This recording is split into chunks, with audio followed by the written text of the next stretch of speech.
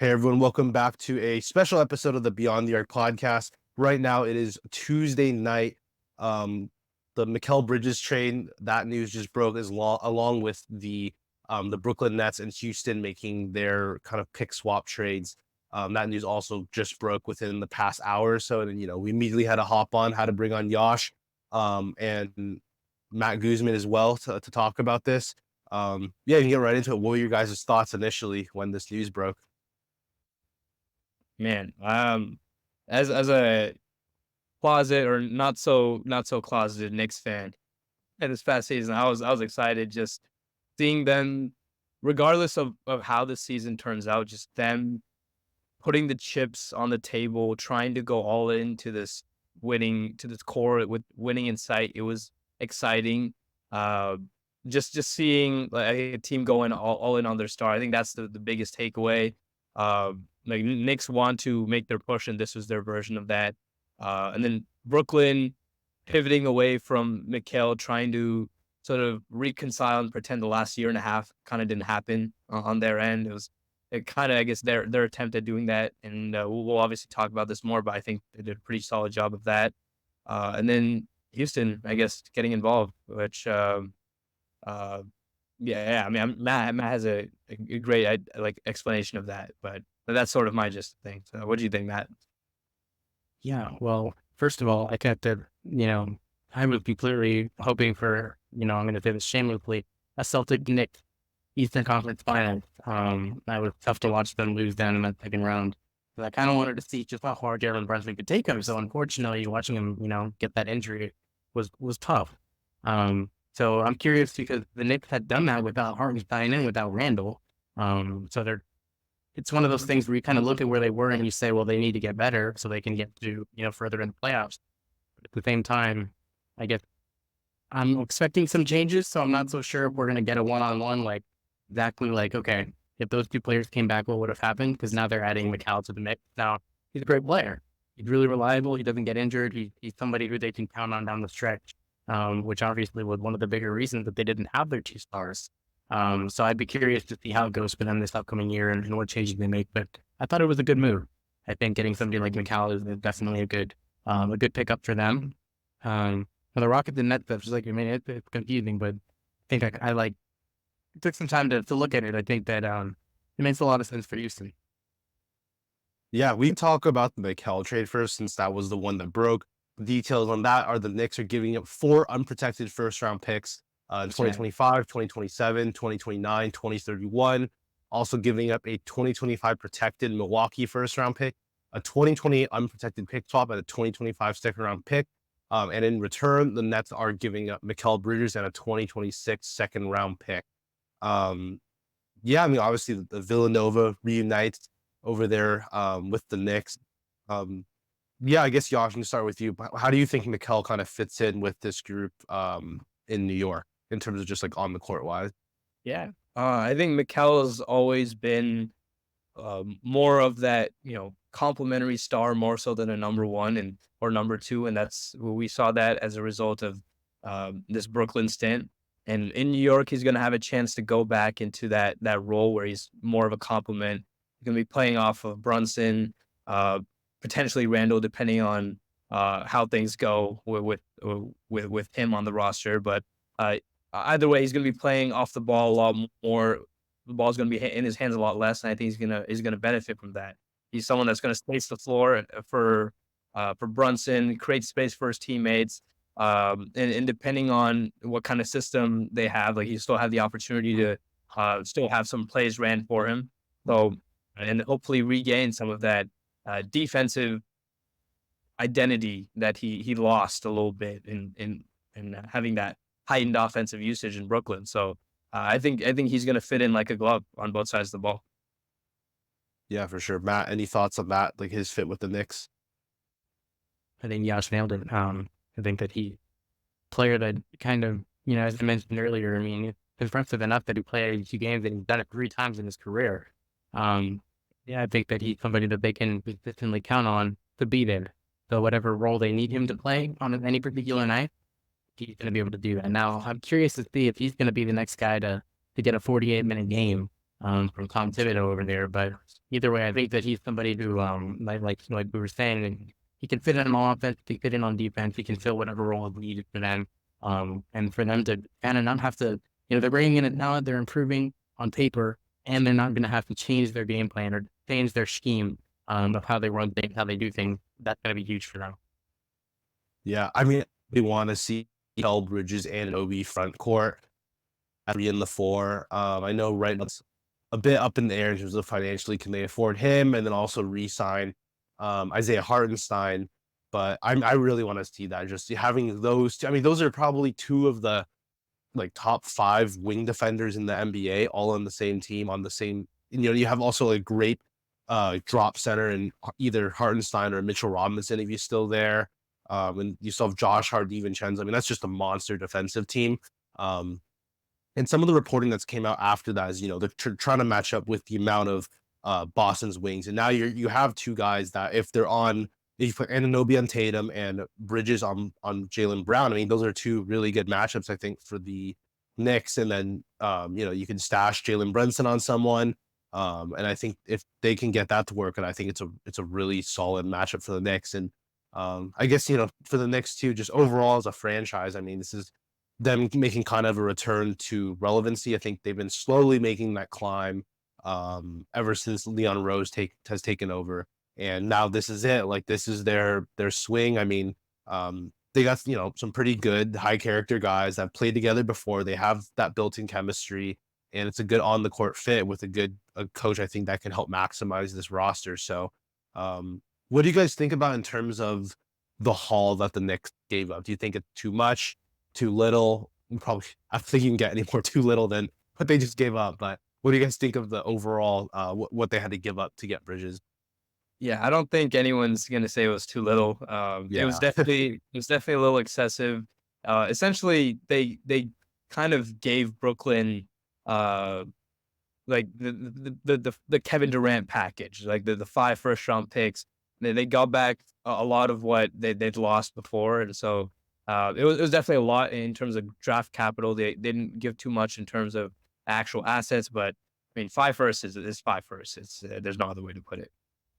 Absolutely. I think that, when I first saw it, I was shocked. There were that many, but I think to me, when you look a little bit deeper into it, like we were saying, the net now have authority of the things that they had once lost from that terrible, terrible pyramid they had with Hardy, Kyrie, and Kevin Durant.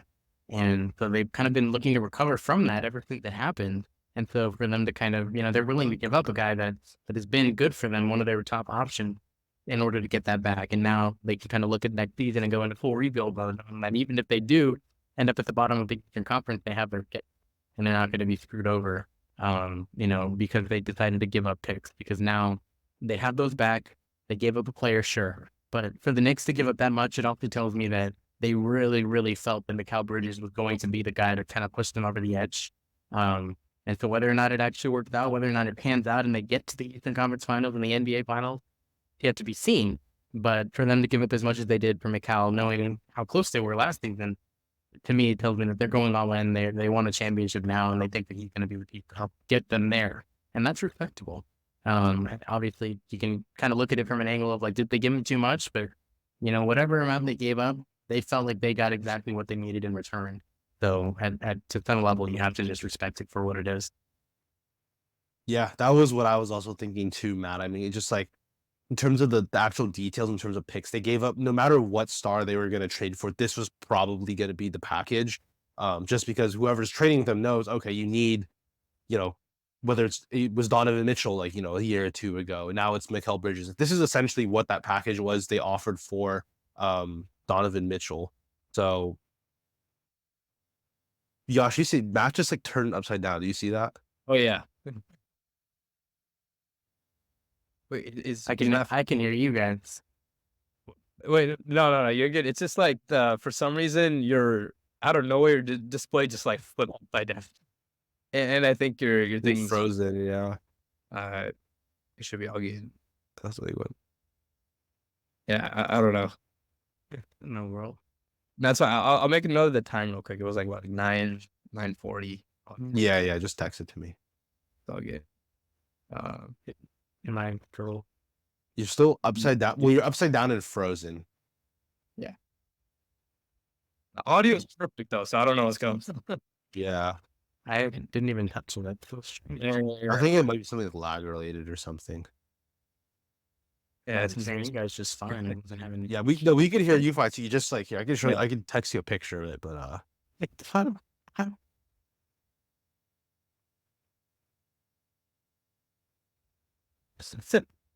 everything was going so well. I know. There it goes. I see my Yeah. again. Good. We're good. There you go. All right. No. Oh well, now it's so earlier it was showing me a bunch of like settings on the right side, Yeah. and we were just like 3 little boxes. Now we're like aligned with each other. Huh. Okay. Either way, Yeah. All right. So where were we? is my camera like shorter than No. like is it a different proportion? No. It'll be the same Okay. when it comes out. Yeah. Good. All right, turning. Yeah. Well, where were we with this? I think I had said that you were talking about how they were going to give a same amount Oh regardless yeah. of who they traded for. Yeah. So I said that, and then yeah.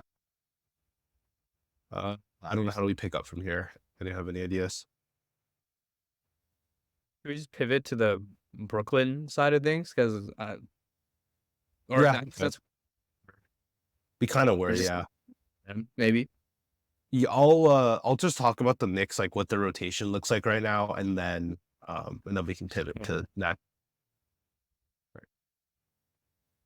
Sorry. So looking at the Knicks projected rotation next year with this Mikal Bridges trade in mind, we're gonna have Jalen Brunson, Alec Burks, Dante DiVincenzo, Miles McBride. That's gonna kind of make up the guard room for them. And then Mikal Bridges, their new acquisition, Josh Hart, and then Julius Randle. I have a question mark next to Anunoby just because they still do need to re-sign him. I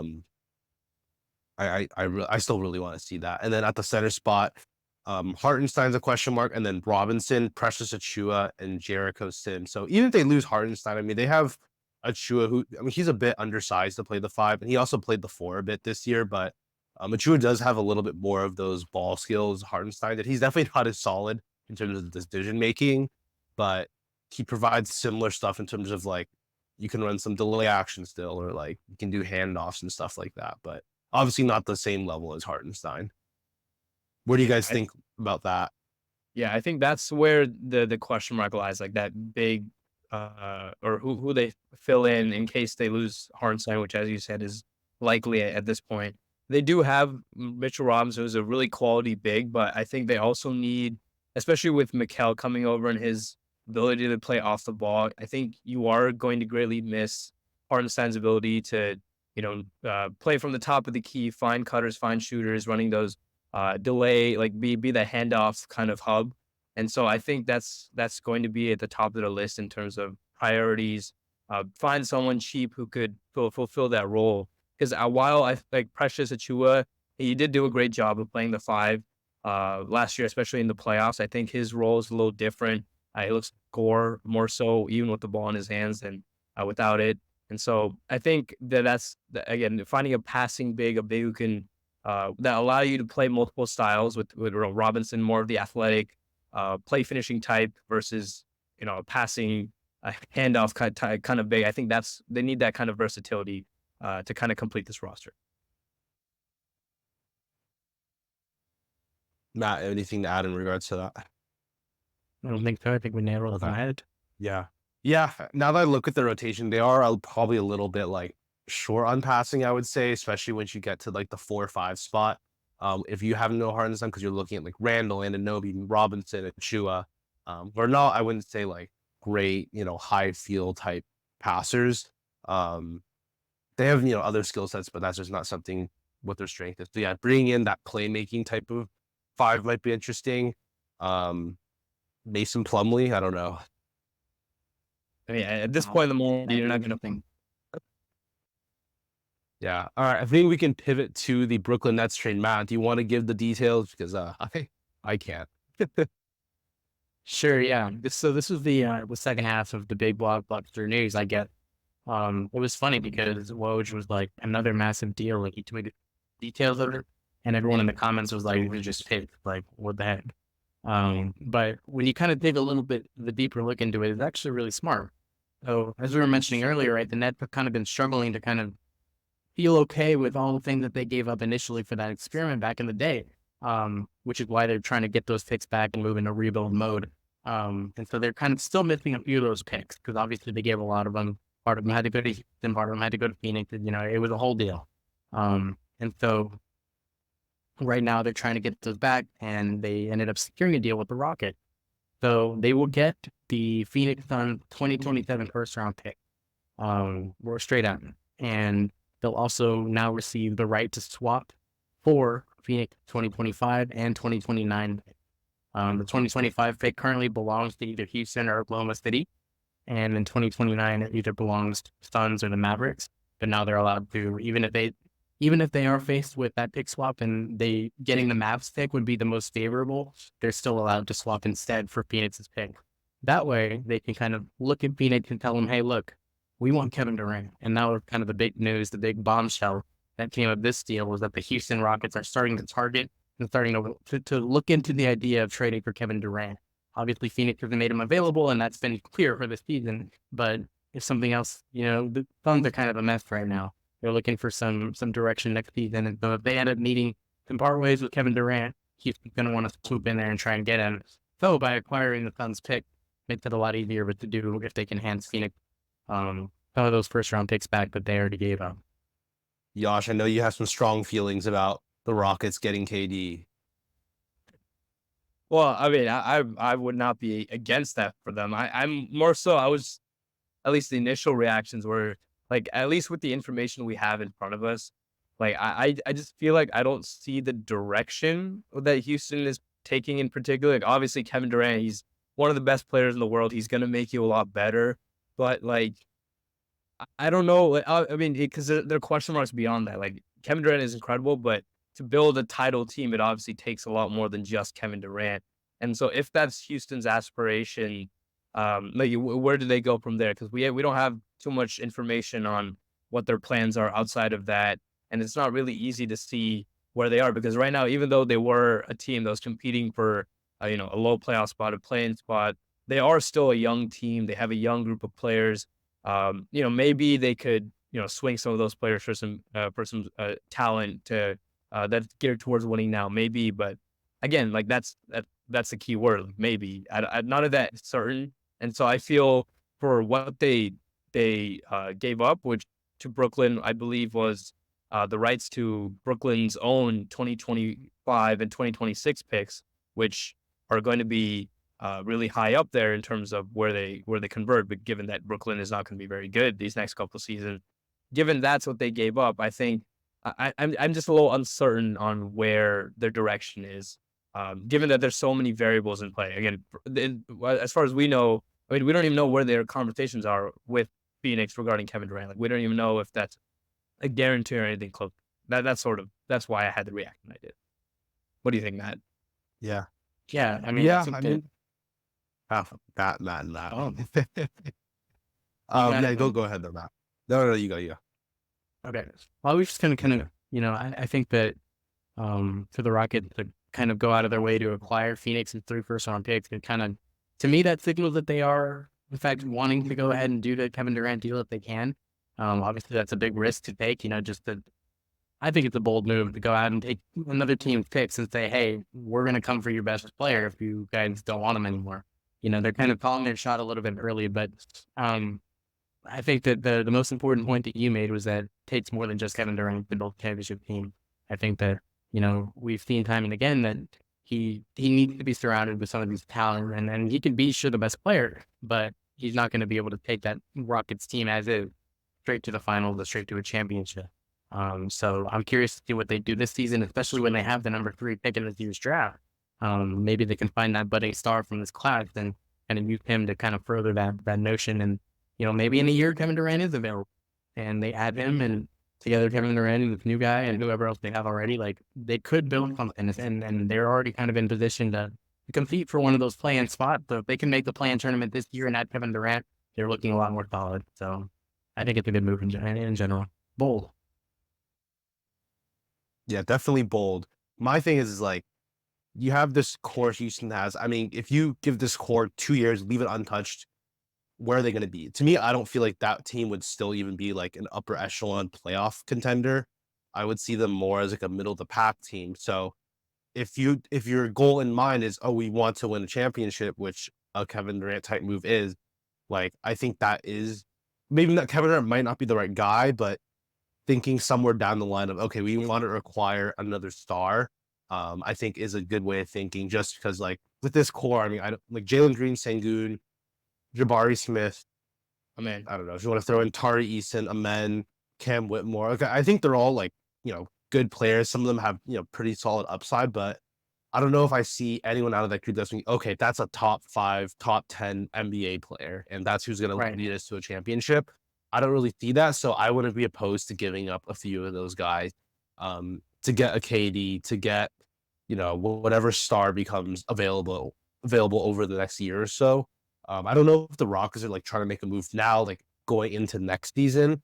Um, but I think getting the Suns picked as like a leverage play, I think is pretty cool. Just because now they probably don't need to give up as much of their young pieces they would make in a Kevin Durant trade, just because they have a little bit more leverage. Because they have those Suns picks. Suns can't. Okay, you want Kevin Durant? Like, you're gonna have to give up, 4 young players, all the picks. Something crazy like that. Like, now it's because it's their own picks, and having control of your own picks is obviously extremely valuable. So I think it's a good move by the Rockets, and I don't think it doesn't feel it gave up a ton in terms of picks to acquire the Suns swaps and all that. So yeah, well, I do as of now I do like the move, but I will say they did give. You guys did a good job of convincing me. Honestly, I think I feel better about Houston's outlook from what y'all just said. But in terms of what they gave up, they like my thing was they gave up Brooklyn's like 2025 and 26 first, which are going to convey high. Like that's sort of where I felt. But I was yeah, curious to see what y'all thought about that, because Brooklyn isn't going to be good. yeah, I guess yeah. Yeah, that's true. But at the same time, like that's what you also have to give up to get those Suns picks. Like, I understand, yeah, the Suns picks, there's no guarantee those are gonna be good. Okay, now I kind of see what you're thinking, Josh. I might be swinging back the other way a little bit now, but I I don't know. think y'all. I just feel like you wouldn't make this move to get the Suns picks unless you have some sort of like understanding that KD is gonna become available, but it doesn't seem like KD's available. So it's I like don't think he's available right now, but I think something that they could be keeping an eye on or at least thinking about when they're kind of considering something like this is that if they, in the perfect world where Kevin Durant becomes available and the Rockets now have the leverage over the Suns, say we have your picks. So, you're going to kind of listen to what we want, where we think is fair. If that scenario were to play out, it's because the Suns collapse and they realize that they're getting nowhere with the big three that they have. They're getting nowhere with Kevin Durant, who's only getting older.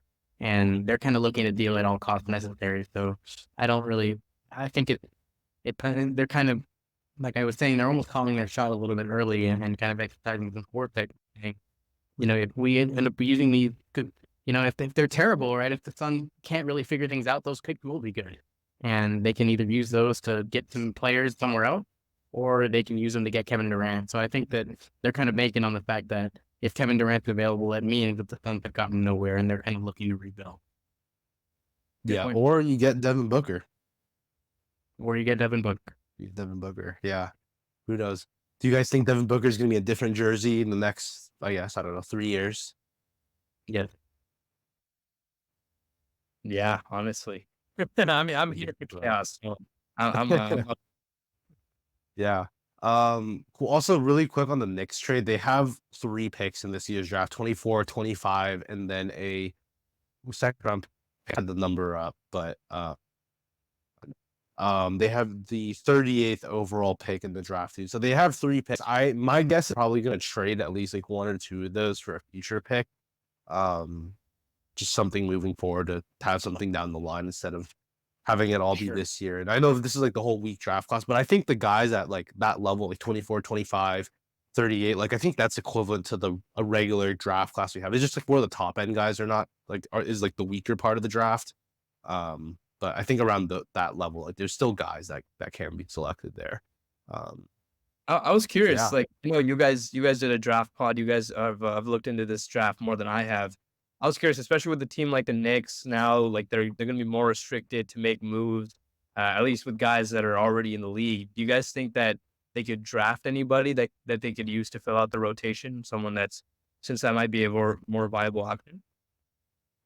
Like you're asking like who's or they should take. Yeah, like, do you guys think that there's anybody that they could take that could help them fill out the rotation? Let me pull up. Well, I know that they're not picking anywhere close to the lottery. And there wasn't exactly any standouts that at least from my point of view that I saw beyond, like those four guys. Obviously they can grab a rookie and kind of, help flesh out their roster a little bit, but I don't necessarily think they're going to be looking for that difference maker or somebody who can jump in and play a huge role in their squad next year, which is also kind of evident by how much they gave up for Mikal Bridges. They kind of feel like they have the pieces they need already. So maybe they'll add a bench player, later in the first round, but I'm not so sure that they're going to be able to find that really, really good standout rookie unless they get lucky. Yeah, fair enough. Ryan Dunn.